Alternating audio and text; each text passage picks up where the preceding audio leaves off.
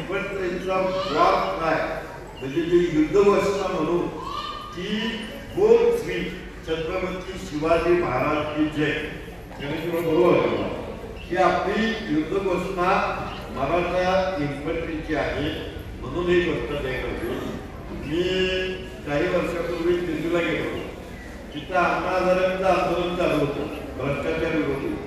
त्या रामलीला मैदानावरची देशभरातल्या माणसांची प्रसिद्धी होती. तेव्हा अण्णा हजारे एवढे लोकप्रिय होते की रिक्षावाल्याला सुद्धा रामलीला मैदान म्हणण्याऐवजी अण्णा हजारे मैदान असं लोक सांगायचे. एवढी त्या ठिकाणी गर्दी होती. पण तिथल्या वर्तमानपत्रामध्ये गणेशराव रंजनाथ तुम्ही ऐकता तिथल्या वर्तमानपत्रामध्ये असं छापून यायचं की अण्णा हजारेंचं आंदोलन जोरात चालू आहे. याचं कारण त्यांचं निर्णय झालेलं नाही. कारण जर अण्णा हजारेंचं निर्णय झालं असतं तर बायकोने विचारलं असतं किती वाजता जाणार आहे कुठं जाणार आहे बरोबर कोण कोण आहे. आणि त्या आंदोलनामध्ये ती एक बाई सारखी तुमच्या बरोबर तिरंगा झेंडा घेऊन फिरते किरण गेली होत्या तर ती कोण आहे तिच्या भागावर जाऊ नका असे प्रश्न अण्णा हजारेंना 100% बायकोने विचारले असते. छापून प्रयत्न केले वर्तमानपत्रामध्ये तुमच्या देखील एवढा टाकतो की गणेशराव तुम्ही योग्य मुद्दा विचारला तुमचं नाव पण गणेश आहे आणि 4 दिवसांनी गणपती पण आपल्याकडे सगळ्या महाराष्ट्रात आणि देशभरामध्ये येतोय. तेव्हा त्या गणपतीचं स्वागत करताना अगोदर आपल्याला आपल्या विठ्ठलवाल्या गणपतीचं स्वागत करायची संधी मिळते आहे ही एक महत्वाचं. आणि रंजना एकदा मी आता म्हणालो की त्याने असं काही अटी घातल्या नाही सलग 22 वर्ष अटी घातल्या नाही म्हणून हे देशाच्या सीमेवरती बोलू शकते. नाहीतर कसं होतंय आता तुम्हाला मला अनुभव तुम्ही काय म्हणतो त्यामुळे कसं होतंय की आपल्या मध्यमवर्गीय कुटुंबामध्ये बायकांचं एवढं पॉसिंग नवऱ्यावरती असते की एकदा एका माणसाने शर्यत नव्हती.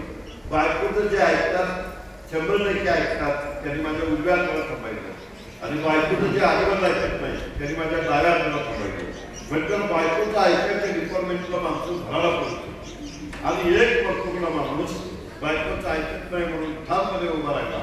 त्याला स्टेजवरती बोलवलं लोकांनी त्याचा सत्कार केला आणि त्याला विचारलं तू बायकोचं अजिबात ऐकत नाही ते तुला जमतं कसं तर म्हणलं माझ्या बायकोनं सांगितलंय तुमची तब्येत अशी पळामासा आहे त्यामुळे जास्त गर्दी ठिकाणी तुम्ही जात जाऊ नका म्हणून म्हणलं मी तिकडे नाही.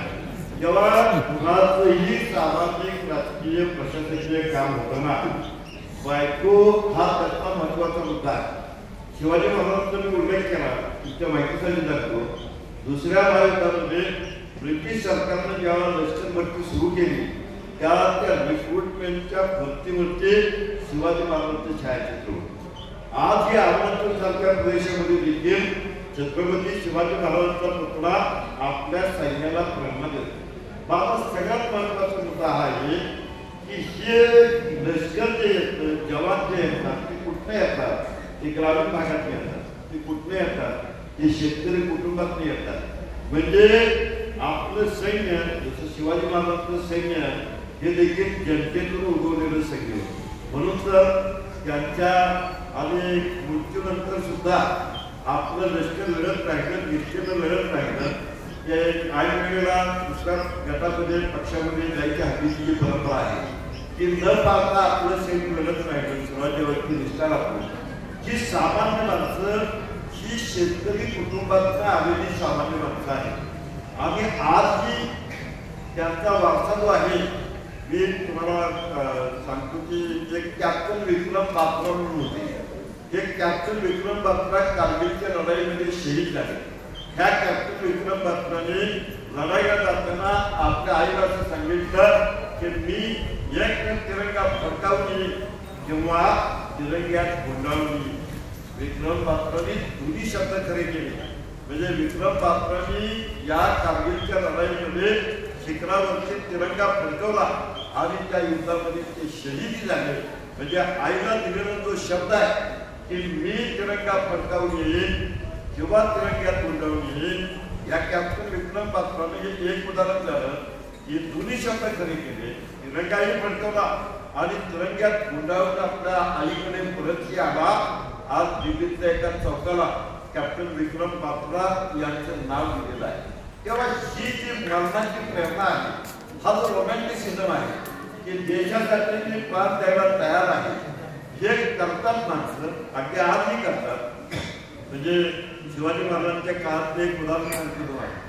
गोवळकोंड्याच्या कुतुबशाच्या दरबारामध्ये येसाची कंठ गेला आणि येसाची कंठ तिथे गेल्यानंतर तिथला कुतुबशाह शिवाजी महाराजांना असं म्हणाला की तुमच्या लष्करामध्ये गोंधळ आहे, तुमचे सैनिक छोट्या जमीचे आहे, त्यांच्याकडे छोट्या तलवारी आहेत, आमच्या भागामध्ये हत्ती भरपूर आहे, या हत्तीबरोबर तुमचे सैनिक लढणार कसे. तेव्हा शिवाजी महाराजांनी आपल्या मावळ्यांना विचारलं की हत्तीची लढायला तुमच्याबरोबर कोण तयार आहे. आता समजा मी तुम्हाला असं म्हटलं की तुम्ही माझे मावळे आहे आणि हत्तीची लढायला कोण तयार आहे, तुम्ही म्हणणार सर एवढी गडबड करणं बरोबर नाही, आधी मला तुमचं भाषण चिन्ह झाल्याशिवाय जेवण चालू होणार नाही याची खात्री असल्यामुळे आम्ही कसे बसतोय आणि अचानक तुम्ही लढायला सांगता हे बरोबर नाही असं तुम्ही म्हणाल. पण त्याला एक मला उठून लागला, त्याचं नाव येसाजी कंक. दुसऱ्या दिवशी हत्तीला प्रचंड दारू पाजली आणि येसाजी कंक मैदानामध्ये गेला. बराच वेळ युद्ध झालं, हत्तीचा हल्ला येसाजी कंकानं चुकवला आणि शेवटी येसाजी कंकानं हत्तीच्या गंडस्थळावरती उडी मारली आणि तलवारीच्या एका घावामध्ये हत्तीच्या सोन्याचे 2 भाग केले. त्यावेळेला गोवळकोंड्याचा कुतुबशाह येसाजी कंकाला असं म्हणाला की तू माझ्याकडे ये, मी तुला 50,000 माणसं जातात.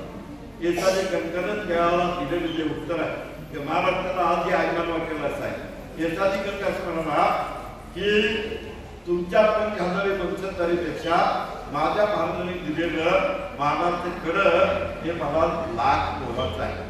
अशा प्रकारची माणसं शिवाजी महाराजांनी बोलावली.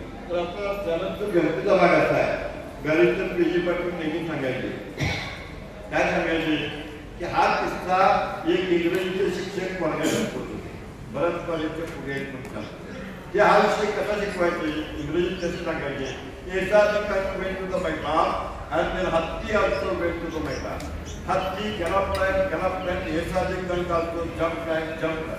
Finally, both of them went into the middle of the ground and Yesaji Kank jumped off the gandastra of that Hatti and then gave such a taraka with his sword on the stone of that Hatti. That stone was cut away into 2 parts. And the Hatti went making the noise in the parlor. ही इंग्रजीमध्ये शिक्षक सांगायचे. नशीब जुन्या काळातले शिक्षक होते. आजच्या काळात असतं तर काय म्हणलं असता, Yesaji Kank jumped on the gandastra of that Hatti. Then there was such a taraka with his sword on the stone of that Hatti. That sword was cut away into 2 parts. The Hatti went making the noise in the corner and then Yesaji Kank waved his sword in the direction of Shivaji as our Virat Kohli waved his bat in the direction of Anushka Sharma after completing his century. असं देखील म्हणायला हवे की ते माझा मुद्दा एवढाच आहे, तानाजी मालुसरे असेल, येसाजी कंक असेल, ही साधी माणसं हे शेतकऱ्यांचं सैन्य होतं आणि आज देखील त्या वस्तुस्थितीमध्ये फरक पडलेला नाही. आज देखील तुम्ही गावागावामध्ये चौकशी करा. आता आपण गणेश माने 22 वर्ष सेवा करून आले. गणेश मानेंचे वडील ते बीड जिल्ह्यातनं कोट करत नाही म्हणून इस्लामपूर शहरामध्ये आहे. म्हणजे उदाहरण कशाचं आहे, सामान्य कुटुंबातनं पुढे आलेल्या माणसाचं. तेव्हा येसाजी कंक असेल किंवा तानाजी मालुसरे असेल किंवा आजचा गणेश नाईक असेल, हे जे सैन्य आहे हे जनतेनं उगवलेलं सैन्य आहे, हे शेतकरी कुटुंबातनं उगवलेलं सैन्य आहे. म्हणजे लष्करातला जवान हा काही समोरच्या शत्रूला संपवायचं म्हणून तिथं जात नाही. मी नेहमी म्हणतो आपला आठवण तिरंग्याची फक्त 15 ऑगस्ट आणि 26 जानेवारीलाच होती. त्याबद्दल पण एक गंमत आहे की शंकर पाटलांची एक कथा आहे. त्या कथेमध्ये ती पाचवी खेडेगावातली चर्चा करतात. आयला 15 ऑगस्ट म्हणजे काय, म्हणजे म्हणला 15 ऑगस्ट म्हणजे स्वातंत्र्य दिन, पण पुन्हा लगेच 26 जानेवारी येते. तर म्हणला 26 जानेवारी म्हणजे काय, तर म्हणला काय त्याचा अवघड आहे, बहुतेक 15 ऑगस्टचा वर्धापन दिन किंवा वाढदिवस असेल. तेव्हा आपल्याकडे या बाबतीवरती अंडरस्टँडिंग आहे, पण ही सामान्य माणसं लक्षात करून दिलेली असं म्हणतो की आपला तिरंगा वाऱ्यावरती फडकत नाही, तर आपला तिरंगा गणेश मानेसारख्या भारतीय सैनिकांच्या श्वासोच्छवासावरती फडकत आहे आणि त्याचा आपल्याला अभिमान आहे. म्हणून आपण काय करतो, आपण आपलं सिव्हिल लाईफ सुरक्षित आहे. कारण हे सैनिक किती प्रतिकूल परिस्थितीमध्ये काम करतात. सियाचीनमध्ये तुमची ड्युटी होते का सियाचीनमध्ये पूर्ण नोकरीच्या कालावधीमध्ये फक्त 3 महिने तिथं ड्युटी करावी लागते. पण तापमान किती असते? उणे 30 अंश सेल्सिअस. म्हणजे सियामध्ये गुलाब, चेनमध्ये घाटी, त्या गुलाबाची घाटी जगातलं सर्वात उंच युद्धभूमीचं जे ठिकाण आहे ते सियाचीन आहे. प्रत्यक्ष युद्धापेक्षा नैसर्गिक आपत्तीमुळे काम गमावावे लागलेला सगळ्यात मोठा भाग कुठला असेल तर तो सियाचीन आहे. तो पाकिस्तान, अफगाणिस्तान आणि चीन यांच्या सीमारेषेवरचा आपला भाग आहे. तिथं आपले सैनिक लढतात. एका बाजूला उणे 30 अंशाच्या खालच्या तापमानामध्ये काम करतात तर दुसऱ्या बाजूला राजस्थानमध्ये 45 अंश सेल्सिअस पेक्षा जास्त तापमान असलं तरी त्याही ठिकाणी काम करतात. माझा मुद्दा एवढाच आहे की परंपरेला आपलं सैन्य जनतेतनं उगवलेलं सैन्य आहे. परंपरेला आपलं सैन्य शेतकरी कुटुंबातनं उगवलेलं सैन्य आहे. आपलं सैन्य केवळ सीमेवरती आपलं रक्षण करतं असं नाही. तुम्ही कोणता बातम्या वाचत असाल, मोठा महापूर आला सैनिक हजर, भूकंप झाला सैनिक हजर, दंगल झाली सैनिक हजर, शिवाय इंडियन आर्मी बाहेर सुद्धा श्रीलंकेत घोटाळा झाला शांतीसेना हजर.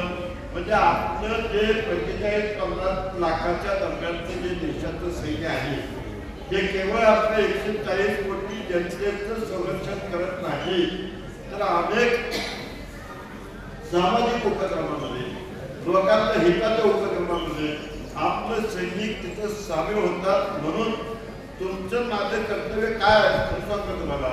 सैनिकांसमोर शत्रूचा द्वेष करतो म्हणून तो रडत नाही, तर सैनिक आपल्या पाठीमागच्या लोकांचे आशीर्वाद आहे म्हणून कुणी काही काम करत नाही असं मी म्हणत नाही. आज आपल्या सांगली जिल्ह्यामध्ये अशी बरीच माणसं आहेत, सैनिक केस कापायला गेला तर त्याचे पैसे घेत नाही.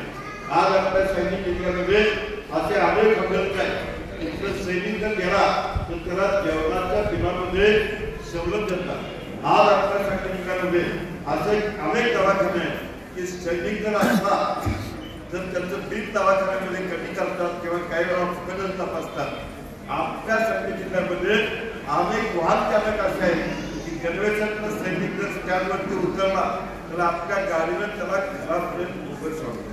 माझा मुद्दा असा आहे की आपण सामान्य माणसं ही, कारण मी लष्करातले काही मेसेज वाचले की ते काय कळतात आपल्याला, देशाच्या उद्यासाठी आपला आज तो देत असेल तर तो सैनिक आहे. म्हणजे सैनिक काय करतो, मृत्यूला मिठीत घेतो, आयुष्याला खांद्यावर टाकतो आणि देशभर मुसाफिरी करतो.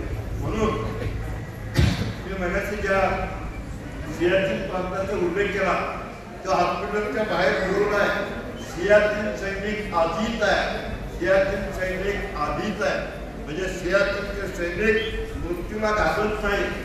लेह लडाख सारख्या थंड हवेच्या ठिकाणी एक दगडात कोरलेला फलक आहे. काय वेगळे दगडावरती, we lead by example, live by chance, love by choice and kill by profession. म्हणजे माणसं मारणं हा व्यवसायाचा आमचा भाग असला तरी आमच्या उदाहरणानं आम्ही राष्ट्रनिष्ठा दाखवतो. म्हणजे आम्ही जे जगतो सैनिक म्हणतात ते देशासाठी जगतो. या प्रतिकूल परिस्थितीमध्ये सैनिक काम करतो. म्हणजे खरं सांगतो तुम्हाला, सैनिकी जीवन हे सांगायची गोष्ट नाही की ज्यांना अनुभवण्याची गोष्ट आहे.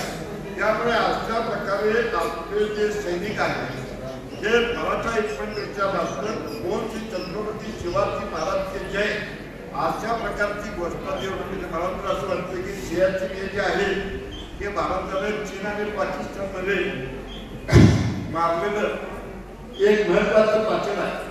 या सैनिकांच्या बायका देखील तेवढ्याच निष्ठेनं काम करतात. एक उदाहरण सांगतो तुम्हाला, मेजर वत्स म्हणून अधिकारी होते, त्यांचं निधन झालं. त्यांच्या पत्नी पण मेजर होत्या. त्या मेजरचं नाव कुमुद डोंगरा आणि 5 दिवसाच्या बाळाला घेऊन सैन्य दलाच्या पोशाखामध्ये पतीच्या अंत्यसंस्काराला ती कुमुद डोंगरावर उपस्थित राहिली. म्हणजे आजच्या काळातली ही निर्गतीच आहे. म्हणून माझी भूमिका अशी आहे की आता मगाशी सावरकरांनी उल्लेख केला, आम्ही सैनिकांसाठी वाचन करणं चालवलं का उपकार नाही करत. एवढं देशासाठी काम करणाऱ्या माणसांसाठी आपण काम केलं पाहिजे.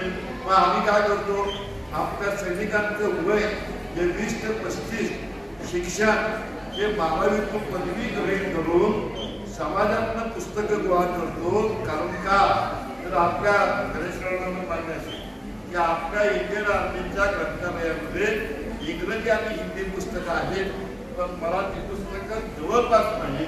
तेव्हा त्या ग्रंथालयाला मराठी पुस्तकांचा टक्का वाढावा म्हणून आम्ही गेली 4-5 वर्ष जे चळवळ चालवतोय, त्या चळवळीच्या माध्यमातून जवळजवळ 15 लाख रुपये किमतीची पुस्तकं हे इंडियन आर्मीपर्यंत आम्ही पोचवू शकतो. याचं कारण या जवानांचे आशीर्वाद आमच्या पाठीशी आहे. आणि म्हणून माझी भूमिका अशी आहे की समाजाची संरक्षण विषयक जी निरक्षरता आहे ती आपण संपवली पाहिजे. केवळ सैनिकाला आपण केव्हा हवा शिकला आणि केव्हा झाला आहे एवढंच न विचारता सिव्हिक लाईफ आणि आर्मी लाईफ यामध्ये एक भावनिक गुण बांधला पाहिजे. बाबा आपल्याला एक कवीचं नाव आठवत नाही, पण बाबा पूर्वीचं एक गाणं आठवतं, एका पिक्चरमध्ये ते गाणं होतं. ते गाणं असं आहे की ना मैं हिंदू हूँ ना मैं मुसलमान हूँ, मैं इंसान की औलाद हूँ. म्हणजे मानवतेचं हे जे गीत उंच धरणारे आपले जे सैनिक आहेत, सैनिकांकडे काय आहे, धैर्य आहे, साहस आहे, शिस्त आहे, देशाबद्दलचं प्रेम आहे आणि ते प्रत्यक्षात कृतीत आणण्याचा प्रयत्न आहे. तेव्हा या संरक्षण दल, लष्करात काम करणारे जवान आणि आपलं नागरिक जीवन यामध्ये संवाद साधण्याचे प्रयत्न सतत. तुमच्या घरचं एखादं उदाहरण असेल, तर सैनिकाचे हस्ते घ्या, 15 ऑगस्टचं झेंडावंदन आहे, सैनिकाच्या हस्ते घ्या, 26 जानेवारीचं झेंडावंदन आहे, सैनिकाच्या हस्ते घ्या. जमेल तेवढ्या सवलती देशासाठी जगणाऱ्या या माणसांसाठी आपण केल्या पाहिजे. कारण आपलं सगळ्यात सुंदर वर्णन काय आहे, माझं मत असं आहे की आम्ही भारतीय आहोत हे आपलं सगळ्यात सुंदर वर्णन आहे. कारण इंडियन आर्मीमध्ये तुम्हाला कधी आठवलं का की इंडियन आर्मीच्या कॅम्पमध्ये हिंदू आणि मुसलमान यांची एकमेकांचं दंगल झाली, हिंदू आणि ख्रिश्चन यांचे एकमेकांचं दंगल झाले. हे त्यांचं काम नाही, ते त्यांचं काम चांगलं करतात. या मार्गाने आपण सिव्हिक लाईफमध्ये इकडे करतो ते परत विस्तार मिळणार. त्यामुळे आपण भारतीय आहोत हे आपलं सगळ्यात सुंदर वर्णन आहे. हे लक्षात ठेवून लष्करातल्या जवानांचा आपण आदर करताना आपला तिरंगा हा सैनिकांच्या चाचोचाचावरती फडकतो याचं भान ठेवा. त्यानंतर तुम्हाला माहिती आहे की एकदा भरून सुधार केल्यावर भान एकाने प्रमुख करायला काय झालं ती माणसं कळायला लागली लागली. मला वाटतं आपलं भाषण आवडतंय हा आणखी बोलायला लागला, माणसं आणखी कळायला बोलायला लागली, हा आणखी बोलत राहिला. शेवटी कोकणात एक माणूस म्हणून घेऊन उभा राहिला. म्हणला साहेब बोला, तुमच्याबद्दल माझी काही तक्रार नाही, तुम्हाला इथे भास्कर तुम्ही बोलवलं नाव सांगा, त्याला मी जेवण ठेवणार नाही. त्याला असं काळी सगळं येऊन यासाठी